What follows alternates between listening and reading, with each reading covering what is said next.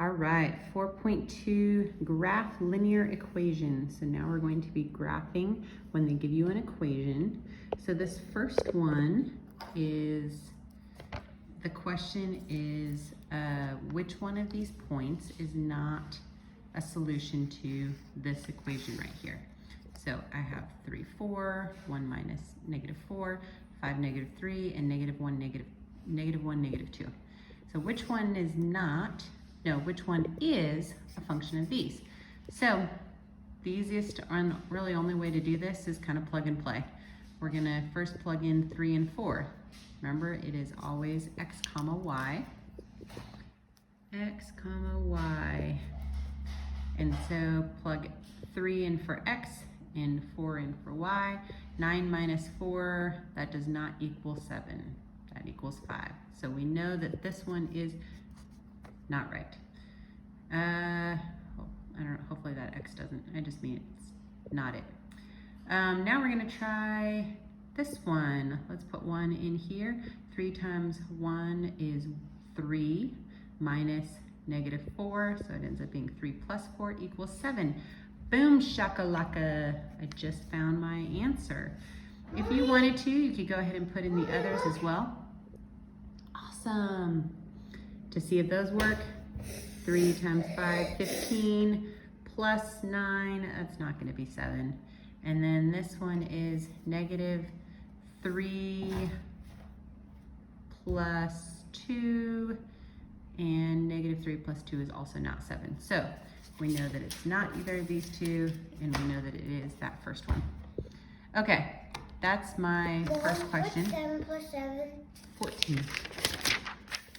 Now, my next one is going to be graph the equation -2x plus y equals -3.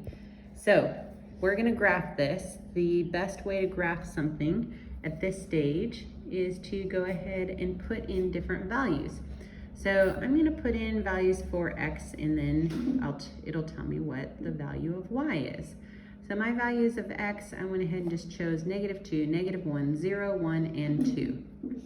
So for -2, -2 times -2 is going to be 4, plus y equals -3. -3 minus 4 is Mommy, -7. Mommy, watch my kind of eye. Why? So, watch. Okay. The next one is -1. -1 times -2 is Then +2 now. that's how I do my Plus y equals That's how I do -3. my -3 minus 2 is going to be -5. I know I'm not writing that out for you. I can if you want me to. I'll write out one of them. So I've got -2 x plus y equals -3. That's me. That's for Daddy. Love this it. is for Daddy. So I'm just gonna... So if I have x equals -2, -2 times -2, -2 times -2 plus y equals -3. Well, -2 times -2 is going to be 4 plus y equals -3. And then to get y by itself, I have to subtract, and that y equals -7. So continuing on with those, if x is 0, then y is going to be -3. And if x is 1, y is going to be -1. And if x is 2, y is going to be 1. Okay, hopefully you remember then, this is always x, this is always y. So our points that we're going to draw out are -2, -7, -1, -5, 0, -3, and 1, -1, 2, 1. So those are the points I'm going to put on there. So now I'm going to draw my graph over here, and x is here, y is here. My first point was -2, -7. So I'm going to do -2, 1, 2, 3, 4, 5, 6, 7, right down there. -1, 1, 2, 3, 4, 5, right there. 0, -3.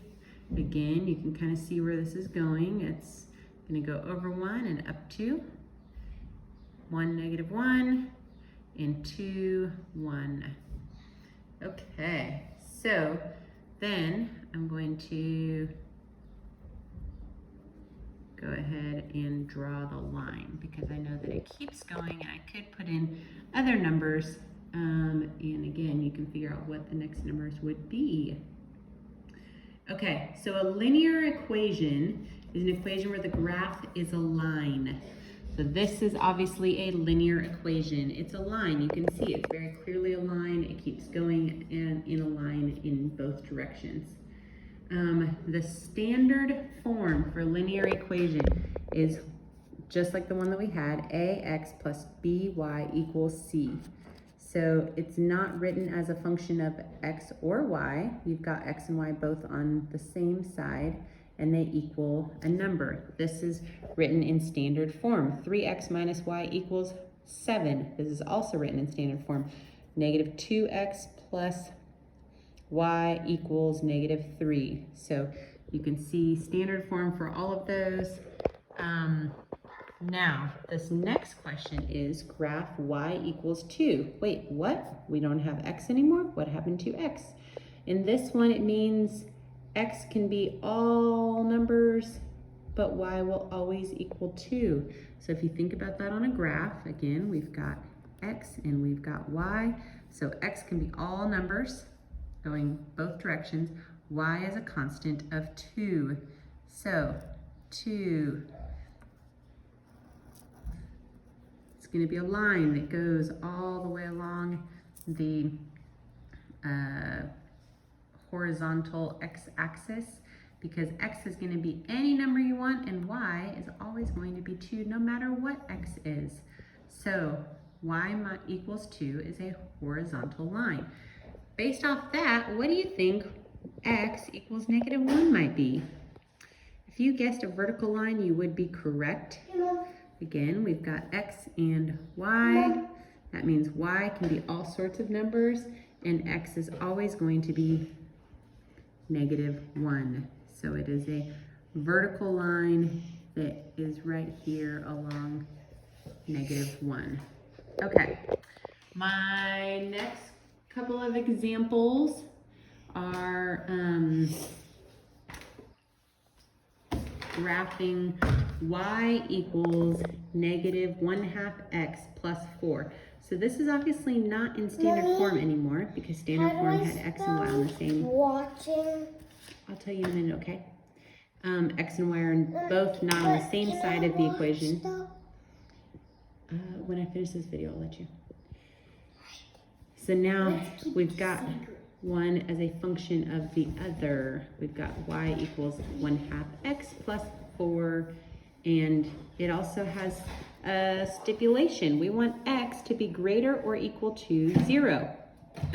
Okay, so if x is greater or equal to 0, before when I was giving kind of some graphing out some different options, I started with x -2, -1, just to kind of give me some different options. Well, now we know we have to start with x is 0, and then we're just going to go up from there.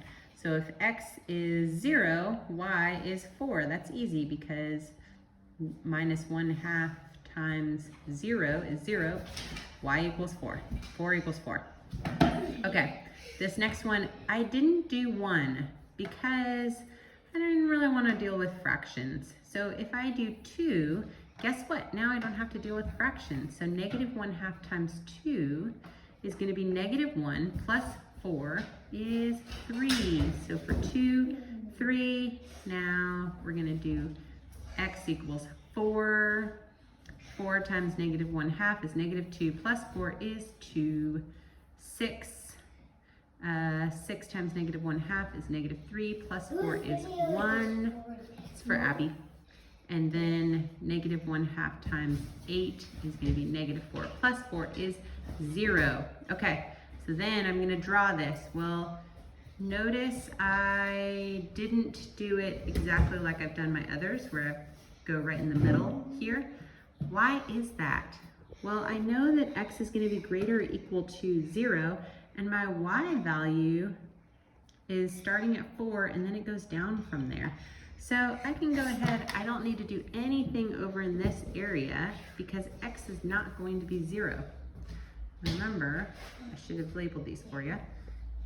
This is x and this is y. So I know I have nothing over in this area because x is not going to be 0.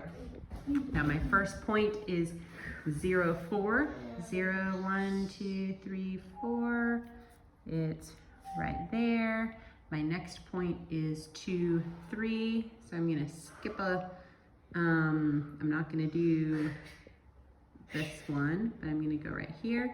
And it's going to be 2, 1, 2, 3. Now, my next one is 3, 4, 1, 2.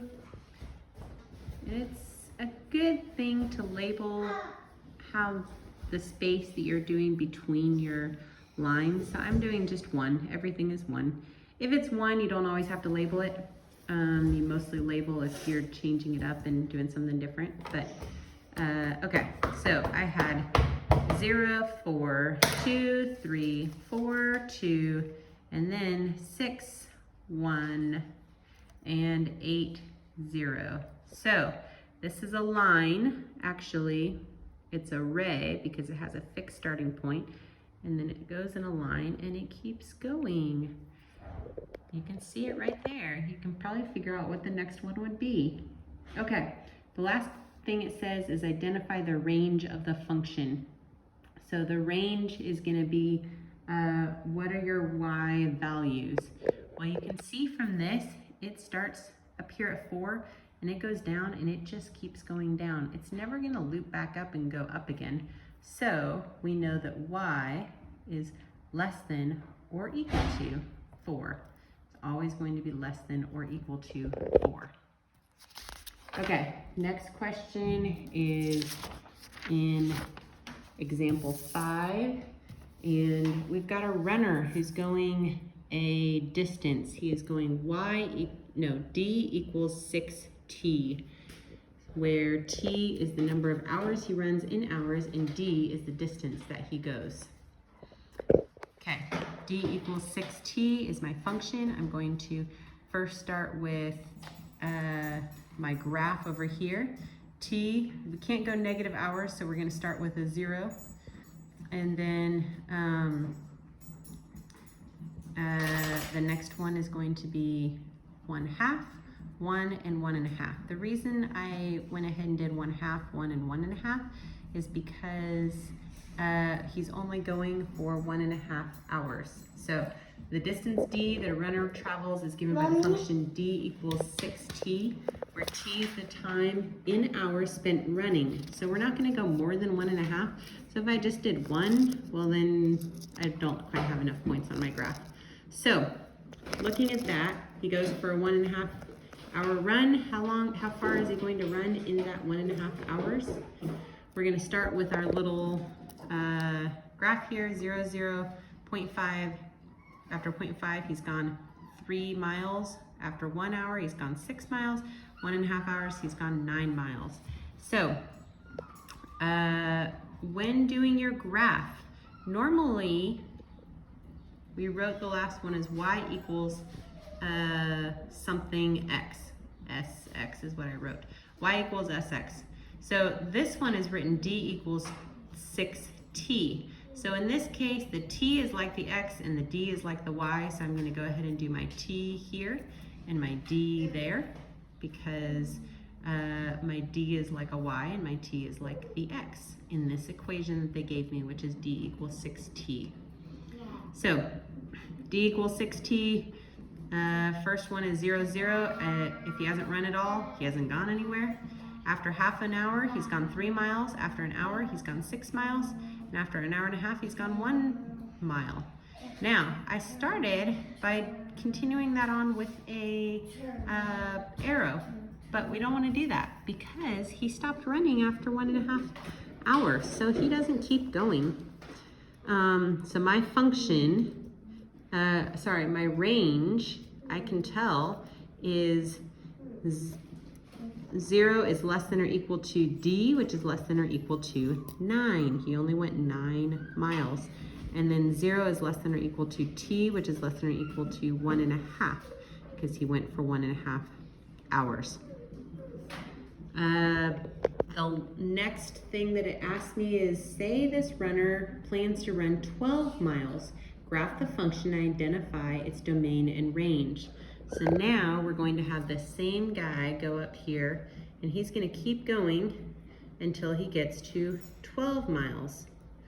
Well, you can even see 3, 6, 9, 12. He's going to get to 12 after 2 hours.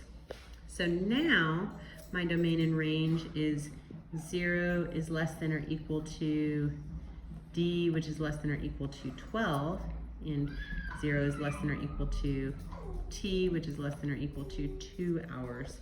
So he went for 2 hours, and it took him 12 miles to go for 2 hours. Okay, that is how we do those problems.